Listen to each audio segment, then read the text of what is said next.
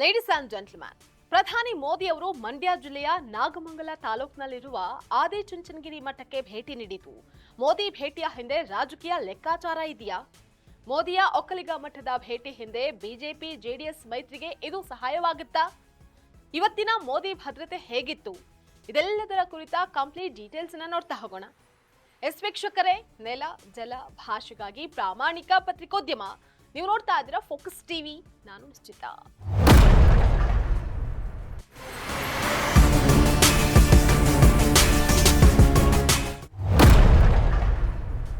ಆದಿಚುಂಚನಗಿರಿ ಮಠವು ಕರ್ನಾಟಕದ ಪ್ರಭಾವಿ ಒಕ್ಕಲಿಗ ಮಠ.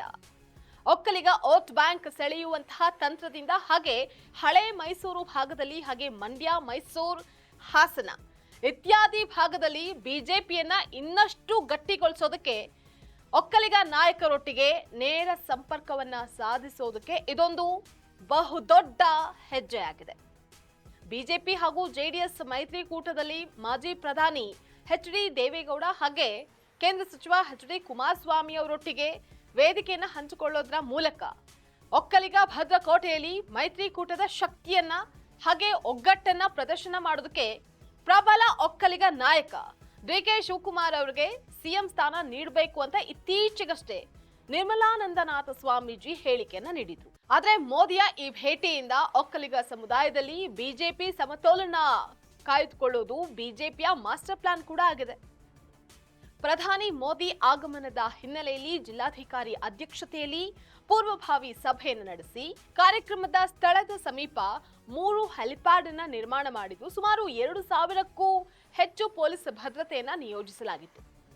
ಸಿಸಿಟಿವಿ ಕಣ್ಗಾವಲು, ವಿಶೇಷ ಗ್ರೀನ್ ರೂಮ್ ವ್ಯವಸ್ಥೆ, ಹಾಗೆ ನಿರಂತರ ವಿದ್ಯುತ್ ಪೂರೈಕೆ, ಹಾಗೆ 1,00,000ಕ್ಕಿಂತಲೂ ಅಧಿಕ ಜನ ಸೇರೋದ್ರಿಂದ ವಾಹನವನ್ನ ನಿಲುಗಡೆ ಮಾಡೋದಕ್ಕೆ ವ್ಯವಸ್ಥೆಯನ್ನ ಕೂಡ ಅಲ್ಲಿ ಕಲ್ಪಿಸಲಾಗಿತ್ತು. ವಿವಿಐಪಿ ಭದ್ರತೆ ದೃಷ್ಟಿಯಿಂದ NH-150A ಹಾಗೆ NH-75A ಮಾರ್ಗವನ್ನ ಬೆಳಗ್ಗೆ 6 ಗಂಟೆಯಿಂದ ಸಂಜೆ 6 ಗಂಟೆವರೆಗೆ ವಾಹನ ಸಂಚಾರ ಸಂಪೂರ್ಣವಾಗಿ ನಿಷೇಧ ಮಾಡಲಾಗಿತ್ತು.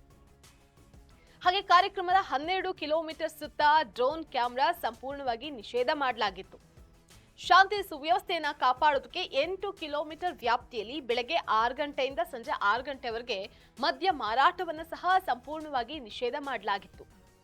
ಇನ್ನು ಈ ಕಾರ್ಯಕ್ರಮದಲ್ಲಿ ಮೈಸೂರು ಕಲಾವಿದ ನಂದನ್ ಸಿಂಗ್ ಅವರು ಪ್ರಧಾನಿಯಾಗಿ ವಿಶೇಷವಾಗಿ ಮೈಸೂರು ಪೇಟವನ್ನ ತಯಾರಿಸಿದ್ದು,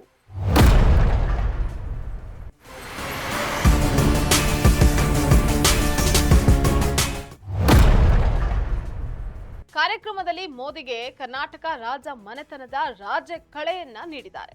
ಇದಾಗಿತ್ತು ಇವತ್ತಿನ ಫೋಕಸ್ ಸ್ಪೆಷಲ್ ಸ್ಟೋರಿ. ನೆಲ ಜಲ ಭಾಷೆಗಾಗಿ ನೋಡ್ತಾರೆ ಫೋಕಸ್.